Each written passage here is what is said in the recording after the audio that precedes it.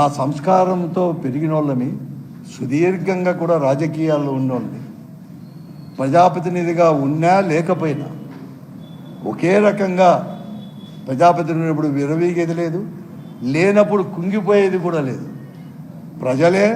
ప్రజల సమస్యలే మా సమస్యలుగా అధికారంలో ఉన్నప్పుడు కూడా ముఖ్యమంత్రి కావచ్చు, రాజశేఖర్ గారు ముఖ్యమంత్రి ఉన్నా, విజయభాస్కర్ రెడ్డి గారు ముఖ్యమంత్రి ఉన్నా, ఎవరున్నా, పార్లమెంటులో మా పార్టీ అధికారంలో ఉన్నా కూడా 2004 ఉన్నప్పుడు కూడా రైల్వేకు మన జిల్లాలో కానీ గుంటకల్ దాంట్లో కూడా నిలదీసిన వాళ్ళని అధికార పార్టీలో ఉండేవాళ్ళు, అంతేగాని మేమేం కాదు. అలాగే ఈరోజు కూడా అంతే. 4 మార్లు పార్లమెంట్ సభ్యులుగా ఉన్నాను, ఒక మారు మొట్టమొదటిసారిగా కూడా అసెంబ్లీగా ఉన్నాను. నా చేతనంతా డెవలప్ చేశాను అని చెప్పేసి మేము ఎప్పుడు కానీ విరవీగలేదు.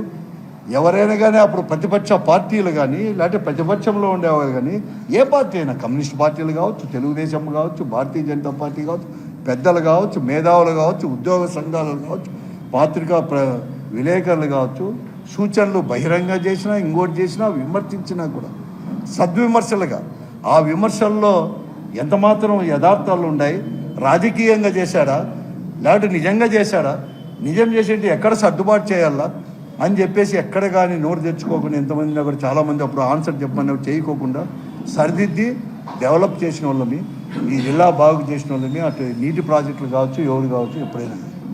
కానీ అదే విషయాన్ని మేము చెప్పాను అందరికీ.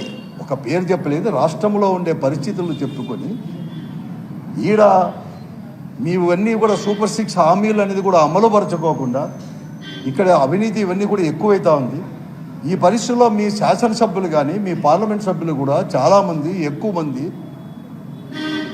ఇసుక, మట్టి, మద్యము, బూడిద ఈ కొట్టాటలో ఆదాయాల కోసమే ఉన్నారు అని చెప్పిన మాట వాస్తవం. నేను కట్టుబడి ఉన్నా. ఒకరిని ఉద్దేశించి, వ్యక్తిని కానీ ఉద్దేశించి కాదు, అందరినీ చెప్పినా. నేనే కాదు చెప్పింది, పత్రికలన్నీ ఘోషించినాయి. ఈనాడు చెప్పింది, జనతులు మద్యం వ్యాపారాలు ఎట్లా ఇంటర్ఫేర్ అవుతుందని చెప్పి ఎలా చేస్తుంది, జ్యోతి చెప్పింది, అన్ని పత్రికలు చెప్పినాయి, ఎలక్ట్రానిక్ మీడియా చెప్పినారు. అంతెందుకు ముఖ్యమంత్రి గారే చెప్తున్నారు, మీటింగ్లో, పార్టీ మీటింగ్లో చెప్తాను, ఇవన్నీ జరుగుతా అంటే సహించేది లేదు అని చెప్పినాడు.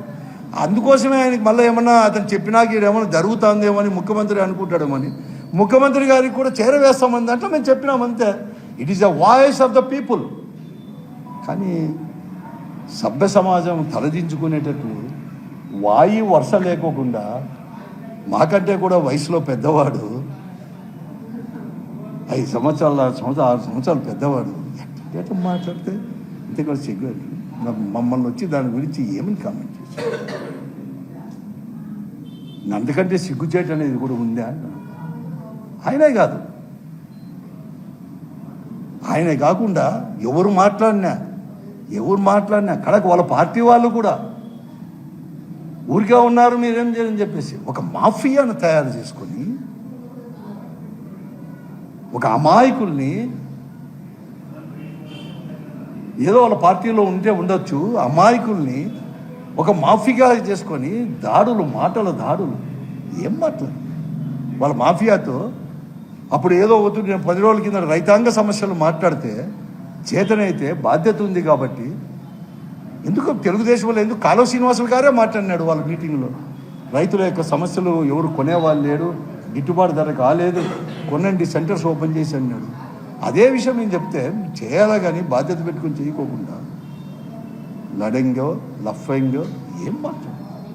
ఈయన మాట్లాడేదే కాదు, వాళ్ళతో కూడా మాట్లాడించి పాపం వాళ్ళని తయారు చేసి, అమాయకులు తయారు చేసుకొని వాళ్ళతో మాట్లాడించుకుంటా, వయస్సు ఈస్తని లేకుండా అందరిపైన, ఒకరిపైన వాళ్ళ పార్టీ వాళ్ళు మాట్లాడినే పోతారు, ఇంకోరు మాట్లాడినే పోతారు, మంత్రులు మాట్లాడినే పోతారు. వాళ్ళు ఎవరిని మాట్లాడేసి ఇదే వాళ్ళ సంస్కృతి. ఇది ఎక్కడ నేర్చుకుంది? ఏదో మేము మాకు భూములు ఉన్నాయి, అవినీతి ఆరోపణలు చేస్తాను. నేను ఒకటి చెప్తాను, నేను కూడా ఎలక్షన్ నిలబడినాను. 7 మార్లు ఎలక్షన్ మా తండ్రి గారు అంతా కలిస్తే 12 మార్లు మా ఇంట్లో 55 సంవత్సరాల్లో 12 మార్లు. 67 నుంచి మా తండ్రి గారు శాసనసభ్యుడే, 78 వరకు, మళ్ళీ 80 నుంచి శాసనమండలి సభ్యుడు, 89 నుంచి 96 వరకు కూడా పార్లమెంటు సభ్యులు 2 మార్లు. తర్వాత 96 నుంచి కూడా ఈ రాష్ట్రంలో తెలుగుదేశం పార్టీ అధికారంలో ఉన్నప్పుడు ఒకే ఒకడు మా పార్టీ నుంచి, కాంగ్రెస్ పార్టీ నుంచి ప్రాతినిధ్యం వహించేటప్పుడు కూడా నేను గెలిచిన వాళ్ళం.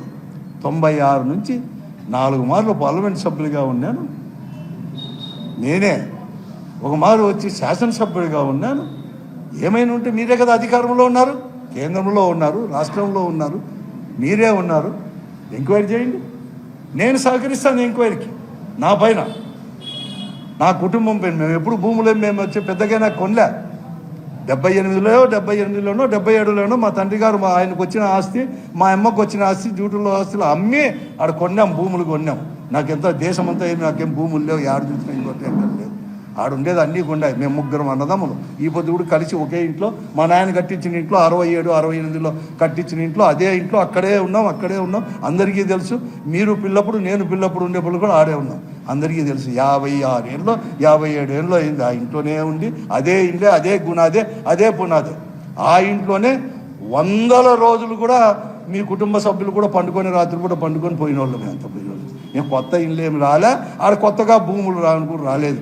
మళ్ళీ మేమేం కొనింది కూడా కాదు, మా నాయన కొనిండేది. ఏమైనా కొనింటే 2 ఎకరాలు 3 ఎకరాలు ఆ నీళ్ళ కోసం, ఎండిపోయేటప్పుడు దాక్ష చెట్టు ఎండిపోయేటప్పుడు నీళ్ళ కోసం ఏడన్నా కొన్నామేమో అంతే. కొన్ని నీళ్లు తీసుకొచ్చినాం దూరం నుంచి తప్ప, ఆడుండేటివే ఎవరికి ఏం లేదు. ఎంక్వైరీ చేసుకోండి. అంతెందుకు, ఎంక్వైరీతో పాటు నీకు నిజాయితీ ఉంటే, నీకు ధైర్యం ఉంటే, నీ పైన మీ కుటుంబం పైన మీరే ఎంక్వైరీ చేసుకోండి. 85 నుంచి మీరు కూడా శాసనసభ్యులుగా ఉన్నారు కదా, మేము 67 నుంచి చేసుకోండి. మా నాయన 67 నుంచి 68, 69 నుంచి కూడా ఉన్నాడు. వాళ్ళకేం భూములు ఉంటాయి, వీళ్ళకేమో అన్నీ కూడా చేసుకోండి. ఎవరికి అభ్యంతరం లేదు. కైనా ఉన్నారు, కింద ఉన్నారు, నిజాయితీ ఉన్నారు, సహకరిస్తాను. ధైర్యం ఉంటే మీరు కూడా చేసుకోండి. మీ ఆస్తులు బీస్తులు. ఇంకోడు ఏమంది ఇంటికి వచ్చి కొడతామంటారు తప్ప ఎవరు అన్నారా? అసలు ఏం అంత సులభంగా ఉంటుందా? నేనేం ఇడిచిపెట్టి చాలా చెప్తాను, నేనే చెప్తాను కదా. 5 మార్లు ప్రజాప్రతినిధిగా అయినాను, ఓడిపోయినప్పుడు ఈ ఊరు ఇడిచిపెట్టలే. గెలిచినప్పుడు కూడా ఢిల్లీలోనూ హైదరాబాద్లోనూ మీ మాదిరి కూడా నేనేం లేదు. నేనే ఎప్పుడు ఊరు ఇడిచిపెట్టలే. ఓడిపోయినప్పుడు ఇంట్లో నేను అదే ఇంట్లో ఉన్నాను. నేను గన్మెన్ కూడా ఓడిపోతాను, గన్మెన్ కూడా తీసేస్తాను. నేను గన్మెన్ కూడా మళ్ళీ కావాలని కూడా అడగాను. మన కారులో కూడా మీ మాదిరి 4 కార్లు 5 కార్లు పెట్టుకునే శక్తి కూడా లేదు ఈ పొద్దుకి కూడా. ఈ నిమాళ్ళు ప్రజాప్రతినిధి అయినా కూడా 4, 5, 2 రెండోది కూడా పెట్టుకోలేము. ఒకనే పోతాను, లేకపోతే 2 పోతాను. నాకేం భేషజ్వాలాలు లేదు, ఏమీ లేదు, దాపరికం లేదు, ఏమీ లేదు. పీపుల్ ఆర్ గ్రేట్ అన్నట్టు. ఓడించినా గెలిపించినా కూడా మాతో ఇప్పుడు మేము ఖర్చులు పెట్టుకొని పోగొట్టుకున్నాం. చాలు పార్టీ, నెక్స్ట్ ఈజ్ పార్టీ పెట్టుకోండి అంతే. మీ మాదిరి అని అట్లా మీరు ఇంటికి వచ్చి బెదిరిస్తామంటే 1 తూరు కాదు 2 తూర్లు మాట్లాడతాం. ఎందుకంటే మీ మాట నేను మాట్లాడను. ఎందుకంటే అందరు కూడా ఉన్నారు, మాకే కాదు ప్రతి ఒక్క కుటుంబంలో కూడా అక్కలు, చెల్లెలు, భార్య, తమ్ముళ్ళు అందరికీ ఉంటారు. మీ మాదిరి మేము మాట్లాడేది కాదు, మాకు అట్లా లేదు, నేర్పిలేదు. ఎవరు మాట్లాడరు. నేను చెప్తాను, ఎప్పుడు ఇడిచిపెట్టలేదు. 94లో ఈ రాష్ట్రంలో అధికారం కాలిపోతే మీ అందరూ కూడా ఊరు ఇడిచిపెట్టిపోతే, కడక మున్సిపల్ ఎన్నికల్లో కూడా నిలబడకపోతే, ఇనానమస్కి వచ్చే వద్దు, బాగలేదు, పరిస్థితులు బాగలేదు, దౌర్జన్యమైన తెలుగుదేశం వాళ్ళది అని చెప్పేసి మీరంతా ఊరు ఇడిచిపెట్టి బెంగళూరులో పోయి వ్యాపారాలు చేసుకుంటూ సంసారాలు చేసుకుంటే, ఆ రోజు రఘువీరెడ్డి గారు కానీ, నేను కానీ, ఇంకా చాలామంది కానీ, కమ్యూనిస్టు వాళ్ళు కానీ, ఆ రోజు మీ యొక్క దురాఘాతాలు కమ్యూనిస్ట్ పార్టీలు పోరాడినా కూడా అటువంటి దురాఘాతాలే మళ్ళీ 94 నుంచి కూడా ప్రారంభమైన. ప్రభుత్వం మారినా, పార్టీలు మారినా, వ్యక్తులు మారినా అవే అవుతున్నాయని చెప్పేసి వారుతో కలిసి అంతా కలిసి ప్రజాస్వామ్యాన్ని కాపాడేదే కాకుండా మీ రాజకీయాన్ని కూడా మేము కాపాడినామయ్యా. నువ్వు మళ్ళీ 2004లోనే మళ్ళీ మీరు గెలిచిండొచ్చు. వచ్చి 2004లోనే ఆ తర్వాత మళ్ళీ కూడా 10 సంవత్సరాలు అధికారంలోకి వచ్చింది ఉద్దేశించి. ఓడిపోయినప్పుడు పరిగెత్తుకొని పోయి బెంగళూరు, హైదరాబాద్ ఎందుకు మాకు లేవడా? బెంగళూరు, హైదరాబాద్లో ఎక్కడ ఇల్లు పోయి పండుకొని కూడా లేవు. ఇదే ఉండేది, ఈడే ఉండాలి. ఆ తెలుగుదేశం మీరేమి లేరేడు జిల్లాలో ఏదో మాట్లాడుతున్నారు అంతా. కానీ ఎవరో తింటారు. ఆ పొద్దు మేము తప్పు చేసింటే గట్టిగా మాట్లాడిండాల్సింది, వాయిస్ ఇచ్చిండాల్సింది. ఎందుకు అంత భయపడిపోవాలా? ఇచ్చినారు కదా మీ పార్టీ వాళ్ళందరూ, మిగతా వాళ్ళంతా ఇచ్చి మీకు కాపాడుకున్నారు కదా.